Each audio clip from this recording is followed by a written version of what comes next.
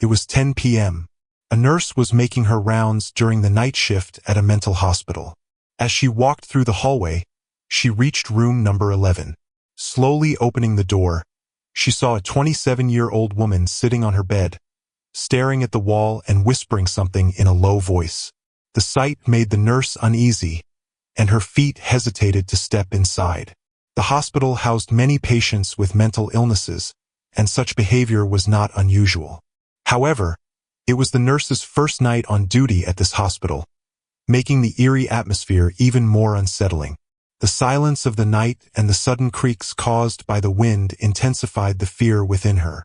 She debated whether to enter the room. Just as she gathered the courage to step forward, the woman suddenly burst into laughter and started behaving erratically. Her face was turned toward the wall, but then, in a terrifying motion, she twisted her neck completely backward. The nurse froze in horror, breaking into a cold sweat.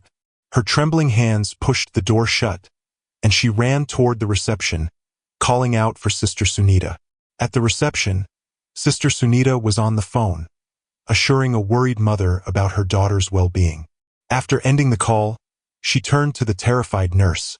"Rachna, what happened? Why do you look so scared?"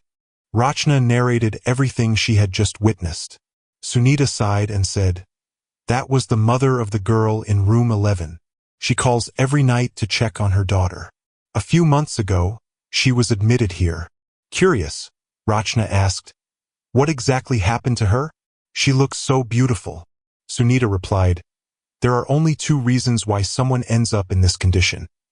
Either when they love someone madly but never get them, or when they are possessed by something beyond our understanding."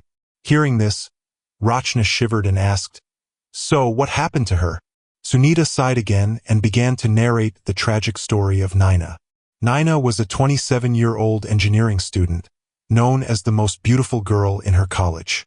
Many boys admired her, but she had created an ideal image of her Prince Charming in her mind. She often daydreamed about the man of her dreams, smiling and talking to herself. Her parents were worried, believing it was time for her to marry, but she kept rejecting every proposal, saying none of them matched her vision of the perfect man. One night, around 12:30 a.m., Naina was awake, sitting by her window, smiling as she wrote in her diary. She had a habit of recording every thought about her dream partner in that diary. It was her most treasured possession. The next day was Naina's 27th birthday. She carried her diary to college, where her friends, her best friend Nisha, and two recent acquaintances, Ishan and Jutin, celebrated with her. Both Ishan and Jutin secretly liked her, though neither had confessed their feelings. That afternoon, while studying in the library, Naina received a call from her mother and hurriedly left, forgetting her diary on the table.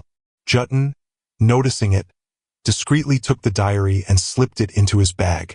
That night, Jutin read through the diary. Page by page, his expressions changed. His eyes gleamed with an eerie emotion. By 1 a.m., he had finished reading it and placed it on his table with a twisted smile. Meanwhile, at Naina's house, she was frantic, searching for her diary. Her room was in disarray as she rummaged through everything, her frustration growing.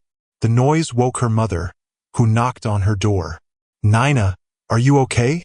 "Yes, Mom, I'm fine," she replied, trying to mask her distress. But inside, she felt as if she had lost the most precious thing in her life.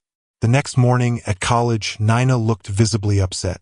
Noticing this, Nisha asked, "What happened, Naina? You look worried." "My diary is missing, the one where I wrote everything about my dreams." Ishan overheard this, but before he could say anything, Jutin arrived. To Naina's shock, Jutin was dressed exactly as she had described her dream partner in the diary. Seeing him, she felt an inexplicable attraction. Though she was sad about her lost diary, she was thrilled to meet someone who matched her fantasy. Jutin wasted no time and proposed to her. Mesmerized, Naina accepted, oblivious to the darkness that lurked behind his charming exterior. Days passed, and Jutin's love turned obsessive. He wouldn't let anyone, not even Nisha, get close to Naina. He even fought with Ishan. His behavior grew more alarming, He wrote Nina's name all over his body in blood and sent her disturbing love letters. One day, when Nina visited Jutton's house, she was shocked to find her diary in his room. As she flipped through the pages, she found disturbing letters and photographs of other girls. Just then, an older man entered the room. "Don't be scared, dear. I'm Kishore, Jutton's uncle. I visit him every week. He has no one else.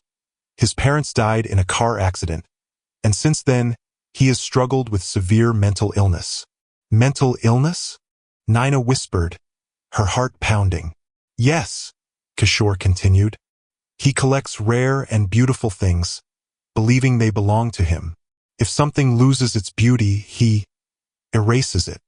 Horrified, Nina's eyes darted around the room. It was filled with antique objects. Then, she noticed a drawer full of photographs, all of beautiful young women. Her hands trembled as she picked up one that was face down. It was her own picture. Realization struck her like a thunderbolt. Jutton's obsessive love wasn't love at all. It was a dangerous fixation. Her entire body shivered as she processed the truth. Without saying a word, she ran back home, locked herself in her room, and sat in a corner, unable to scream, unable to cry.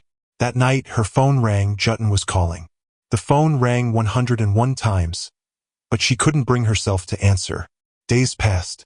Nina stopped attending college, locked in her room, whispering to herself, "I did nothing. Please leave me alone." Then, one morning, a newspaper headline shook her to the core. Jutton had jumped off his building after being rejected in love. His photo was plastered on the front page. From that day, Nina was never the same. She started seeing Jutton's ghost everywhere, whispering, "I'm waiting for you, Nina. You belong to me." Sunita finished her story. Rachna sat frozen, her heart pounding. Just then, the hospital lights began flickering before everything went dark. Fear gripped Rachna as she turned on her phone's flashlight and called out, "Sister Sunita, are you here?" There was no response. Then, she spotted a note on the table. "Rachna, I had to leave for an emergency. Your phone was unreachable, so I left this message. I'll be back in an hour." Rachna's hands trembled as she read it. Her breath quickened. As she turned around, she saw a shadowy figure in the corner. It was Jutton's ghost, smiling wickedly.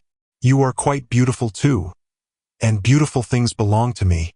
And then, he laughed, loud, chilling, and endless.